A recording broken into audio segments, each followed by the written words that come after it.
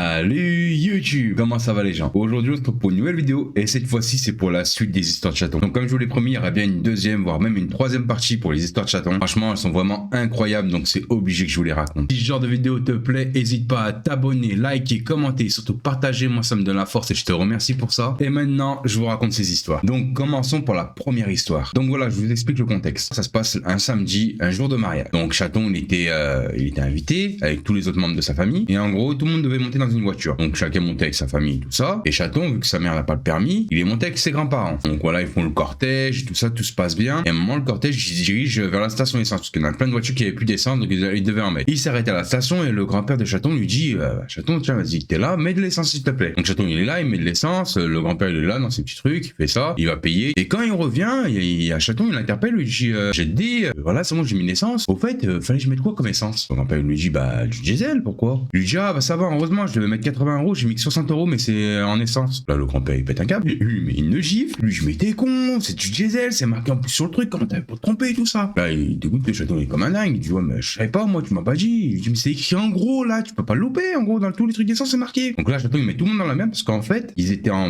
mode cortège, donc ça veut dire que toutes les voitures ils étaient derrière. Sauf que son grand-père il était parmi les premiers à rentrer dedans, ce qui fait qu'il a fait un énorme bouchon derrière lui parce que c'était en plein centre-ville, donc ils sont restés plus de 45 minutes là-bas à cause de lui parce qu'il fallait siphonner le réservoir. Donc ça c'était l'histoire 1. Donc on commence doucement, vous allez voir pour les autres c'est autre chose. Donc deuxième histoire. Alors cette fois-ci ça se passe dans le quartier de ses grands-parents. Chaton n'habitait pas très loin de chez eux. Moi j'étais là aussi, mon cousin était là et d'autres personnes de la famille de Chaton étaient là aussi. Donc on faisait des cache-cache géants. C'était une petite résidence, dans toute la résidence faisait un grand cache-cache. Et ça nous arrivait de nous cacher un peu de partout, en gros derrière les voitures, etc.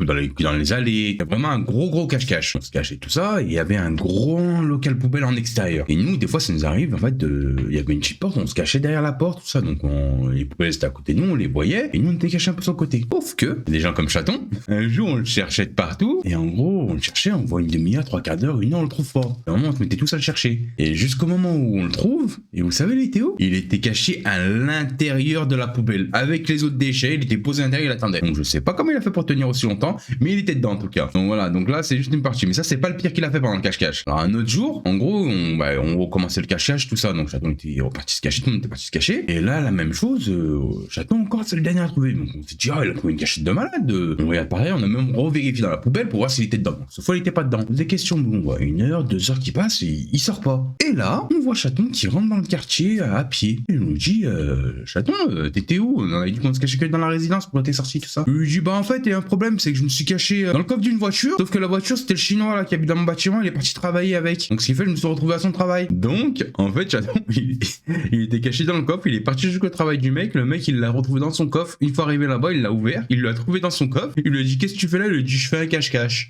Le mec il était mort de rire, il lui a dit vas-y dégage. Et heureusement il travaillait pas très loin, il était à 10-20 minutes de là où on était. Troisième histoire. Donc là c'est une autre histoire, cette fois-ci c'était en ville. Donc Chaton il se baladait en ville et tout ça. D'un coup on sait on sait après on l'a su pourquoi, mais en gros il appelle mon cousin, le mec de la sécurité. Et il lui dit s'il te plaît vas-y viens me chercher, je suis en ville, j'ai besoin de toi, viens vite. Le cousin est en train de paniquer, tu vois, je sais pas pourquoi il m'appelle, c'est urgent, je dois vite y aller. Il le trouve dans une petite ruelle, il lui dit vas-y monte dans la voiture et tout ça. Donc il monte et tout ça, il le regarde, il me dit mais qu'est-ce que t'es tout blanc, tu transpires et tout. Il dit rien t'inquiète. Il roule et tout ça. Et avant de sortir de la ville, les policiers qui le contrôlent et ils lui disent en gros mettez-vous sur le côté, tout ça, il se met sur le côté et ils prennent Chaton à part. La police pose des questions, il dit monsieur, vous l'avez récupéré quand le jeune homme là? Il explique, il dit je viens de le récupérer il y a 5 minutes, pourquoi et tout ça. Le jeune monsieur là à côté, il a volé une sacoche et il a essayé de se sauver. Donc en gros il a appelé mon cousin pour essayer de se barrer vite avant que les flics le chopent. Il fait que ils ont cru comme quoi il était complice, donc les deux ils ont fini en garde à vue. Il fait que mon cousin il l'a défoncé après parce qu'il a failli le mettre dans la merde. Encore une histoire de Chaton qui finit mal. Alors celle-là c'est la dernière histoire pour cette vidéo, elle est incroyable. Alors Chaton c'est une personne en gros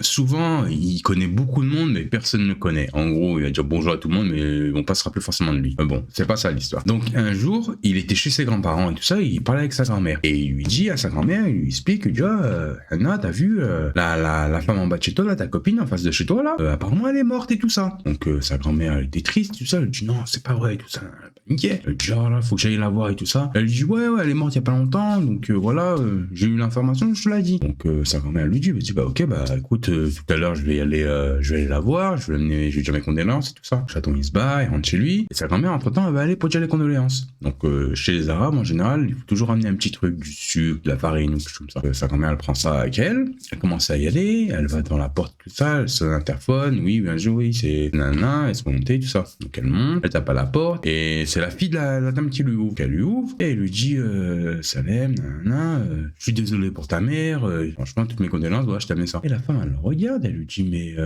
ma mère, elle est pas morte, tata, elle est là, hein. Je pensais que tu venais la voir. En fait, ce qui s'est passé, c'est que Chaton, il a entendu l'histoire d'une autre femme qui est morte, mais que sa grand-mère ne connaissait pas du tout, en fait. Et il a cru que c'était sa copine. Il lui a donné une fausse info. Donc, je vous explique pas ce qui s'est passé après. Le jour où il est revenu, sa grand-mère lui a mis un coup de balai dans la tête, il s'en est bien souvenu toute sa vie. Donc, il est vraiment incroyable, ce mec. Et imaginez, c'est pas les pires. J'ai encore quelques histoires à vous raconter. Vous allez voir dans la partie 3. Donc voilà, les gars, pour cette vidéo, ça va être fini. Merci à vous de soutenir la chaîne. On a pris plus de 60 abonnements en même pas quelques semaines. Franchement, merci énormément. Si tu as kiffé la vidéo, comme d'habitude, tu t'abonnes, tu likes, tu commentes et tu partages. Moi, ça me donne de la force et je te remercie pour ça. C'était Case. Ciao.